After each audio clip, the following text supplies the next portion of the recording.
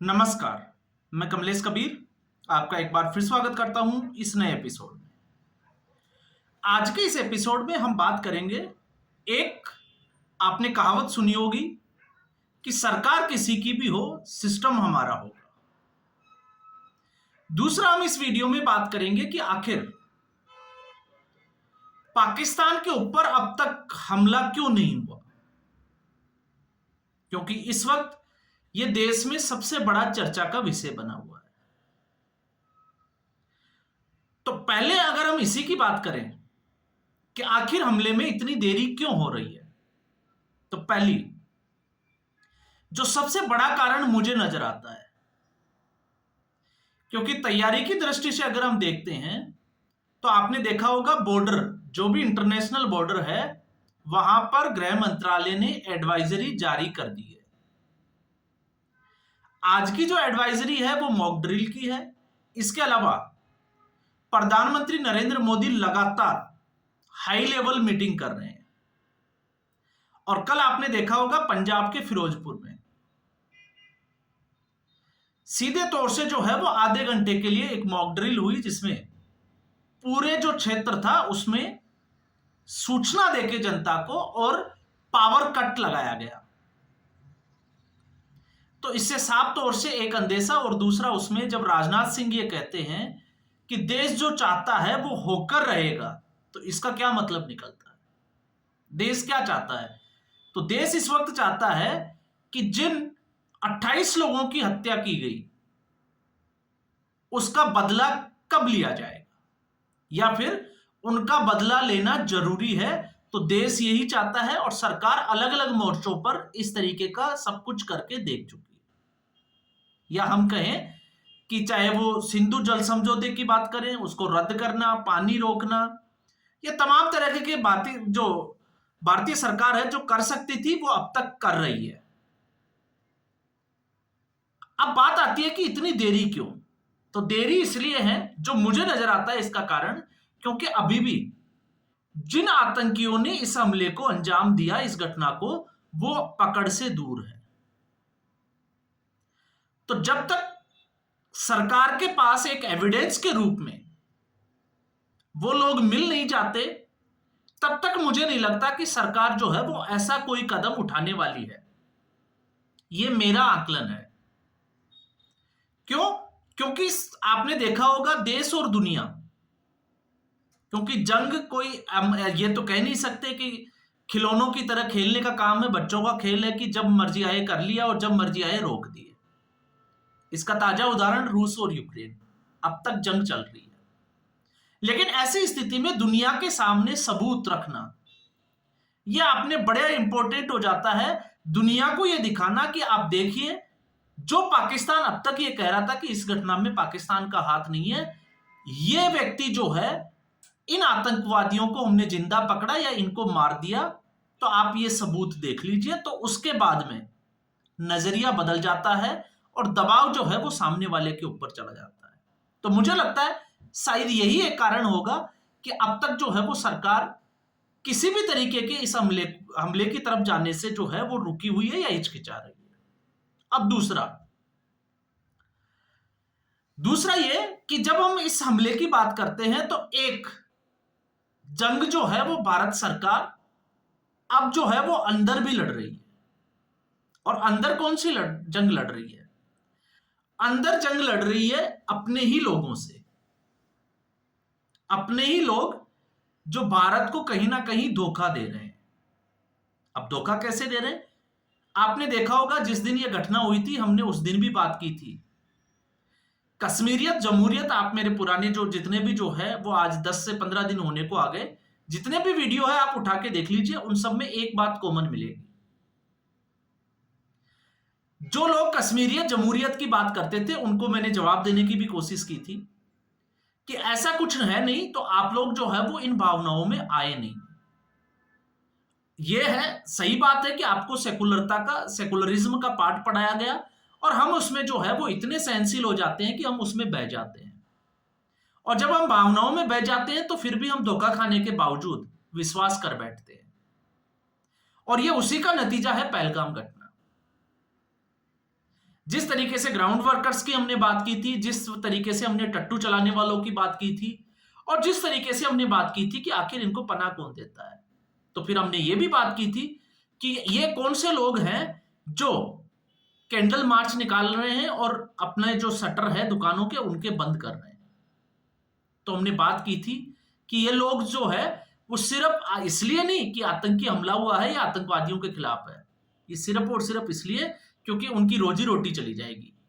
Tourist अगर लौट के कश्मीर में नहीं आएगा तो इनकी रोजी रोटी का क्या होगा, ये सिर्फ और सिर्फ जो है वो उसका रोना रो रहे थे। तो फिर हालात क्या है जब हम बात करते हैं कि सरकार किसी की भी है, सिस्टम कैसा, तो सिस्टम की जब हम बात करते हैं तो अब तक हम बात कर रहे थे कि पाकिस्तान परस्त लोग जो है वो यहां पर बैठे हैं, वो देश के गद्दार है। लेकिन अब तो इसमें जो है वो मुझे लगता है कि अब हमें आगे 2 कदम आगे जाकर बात करनी चाहिए।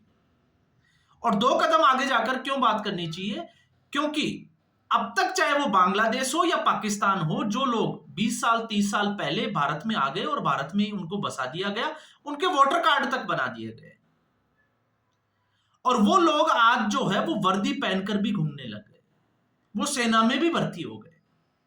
अब ऐसे कितने लोग हैं, हम जो है वो उनकी गिनती नहीं कर सकते। और आप सोच के देखिए, अगर पहलगाम का हमला नहीं होता और भारत सरकार पाकिस्तानियों को वापस जाने के लिए नहीं कहती, तो क्या आज हमें इस सच्चाई का पता चलता? तो मुझे लगता है कि नहीं चलता।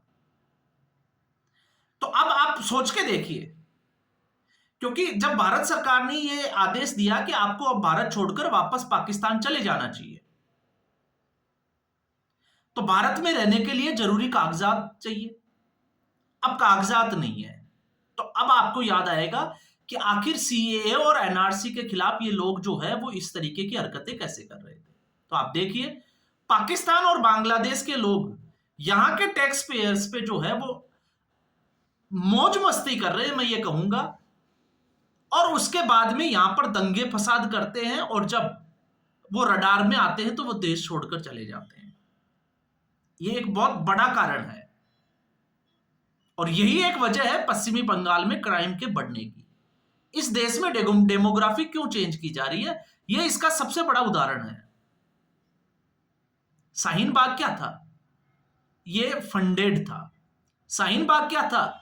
यह उन लोगों को बचाने की कवायद थी जो पाकिस्तान और बांग्लादेश के यहां रह रहे थे। क्यों?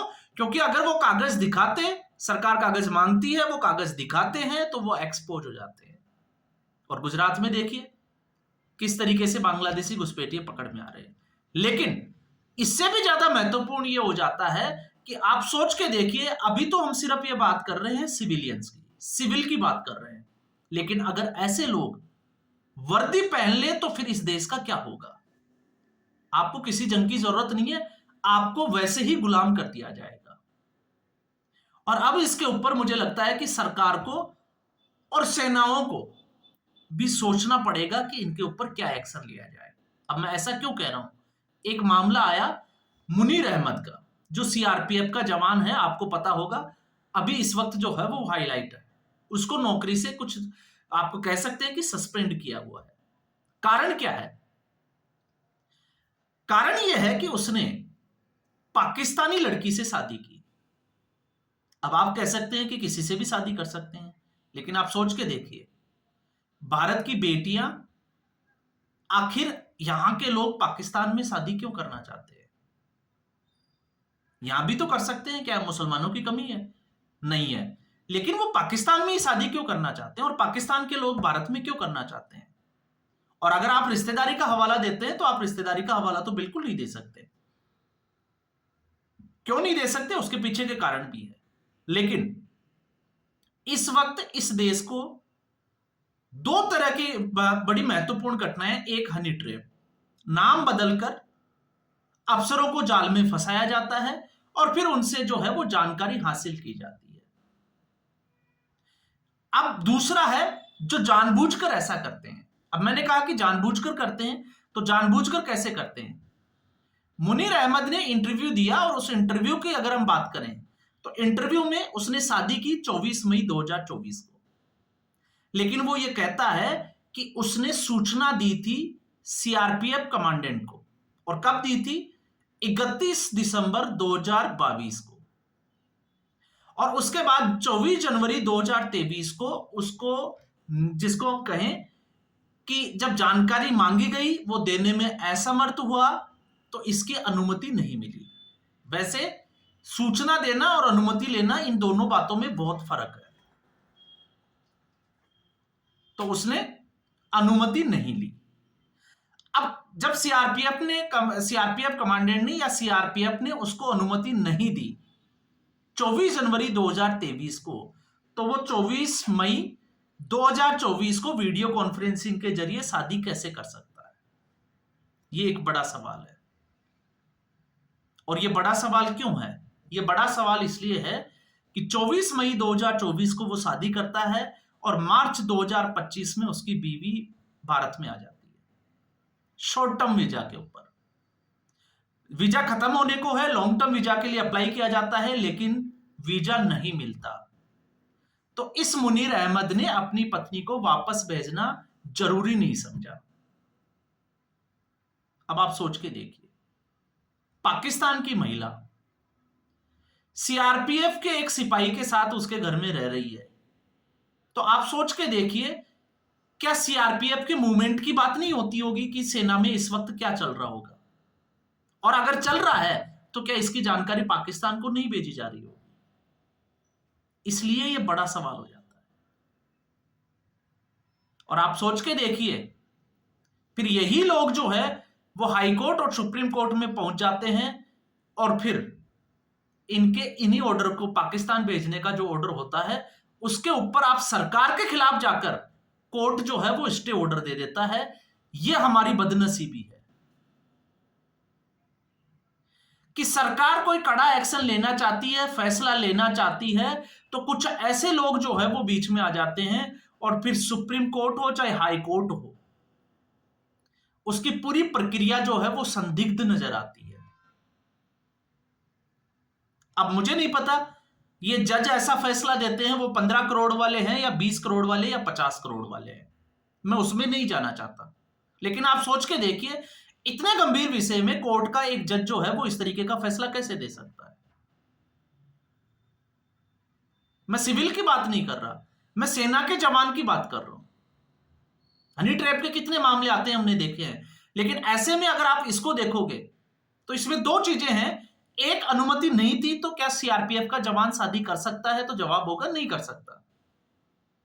दूसरा, अगर वो कर सकता है, उसके साथ उसकी बीवी जो कि पाकिस्तान से है, तो क्या संवेदनशील सूचनाएं पाकिस्तान को नहीं भेजी जा रही होगी? क्या इसकी उम्मीद बिल्कुल नहीं कर सकते?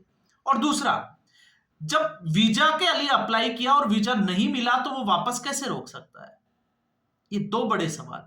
और तीसरा, सरकारी जो सेनाएं हैं या सरकारी जो अधिकारी है जो इस सिस्टम में घुसे हुए हैं, उनके ऊपर भी सवाल खड़ा होता है कि आखिर जब उनको इसने सूचना दे दी तो इस व्यक्ति को संदिग्ध मानकर इसका कोर्ट मार्शल क्यों नहीं किया गया? इससे पूछताछ क्यों नहीं की गई? तो मुझे लगता है कि इस वक्त जो है वो जरूरत है ऐसे लोगों के ऊपर भी एक्शन लेने की जो सिस्टम में अंदर तक घुसे हुए हैं। और मैं तो ये अफसोस करता हूं कि जब ये लोग वर्दी में आ सकते हैं तो फिर इस देश का क्या होने वाला है। सीआरपीएफ जम्मू कश्मीर में तैनात था और जम्मू कश्मीर में ही आतंकवादी आते हैं, तो कल का इनका भाई, मामा, फूफा कोई भी आ सकता है। ये खाना भी देंगे, ये जानकारियां भी अवेलेबल कराएंगे, यहां के लोगों को वो मारेंगे और चले जाएंगे। और आप और हम उल्टा जो है वो सरकार के ऊपर ही सवालिया निशान खड़े करेंगे कि सरकार जो है वो हिंदू मुस्लिम कर रही है। तो मुझे लगता है कि अब तो हमें जागना चाहिए, अब तो हमें संभलना चाहिए, जागरूक होना चाहिए और लोगों को जागरूक करना भी चाहिए। और क्यों करना चाहिए, इसके पीछे अगर आप कारण पूछोगे तो कारण यह है कि जिस मुस्लिम लीग को अलग पाकिस्तान के लिए इन्हीं मुसलमानों ने वोट किया, जिताया, अलग पाकिस्तान बना और फिर ये पाकिस्तान नहीं गए। तो जब इनका मंशा अलग देश की थी धर्म के आधार पर, तो ये क्यों नहीं गए? आप सोच के देखिए। यहीं से आपको जो है वो कहानी समझ में आएगी। और मैं यहां पे कुछ फैक्ट्स जो है वो आपसे छुपा रहा हूं, मैं आपको बता नहीं रहा हूं। आप 1940 से मुस्लिम लीग की जब से जो है वो पाकिस्तान की डिमांड हुई, उस पर वोटिंग हुई, उसके बाद से आप जो है वो एक बार इतिहास को उठाकर देखिए, फैक्ट्स चेक करिए, आप अपने आप समझते चले जाओगे कि इस देश में अब तक हुआ क्या है। और फिर सरकारों ने क्या किया? सरकारों ने सिर्फ मुस्लिम तुष्टीकरण के लिए काम किया। और स्थिति ये आ गई कि आज जब सीएए और एनआरसी की बात आती है तो फिर कपिल सिब्बल जैसे लोग जो है वो उनको बचाने के लिए खड़े हो जाते हैं, जो देश विरोधी लोगों के साथ मिले हुए होते हैं। तो आज के एपिसोड में बस इतना ही। उम्मीद करूंगा वीडियो एपिसोड आपको पसंद आया होगा। वीडियो को लाइक करें, शेयर करें, चैनल जरूर सब्सक्राइब करें। धन्यवाद।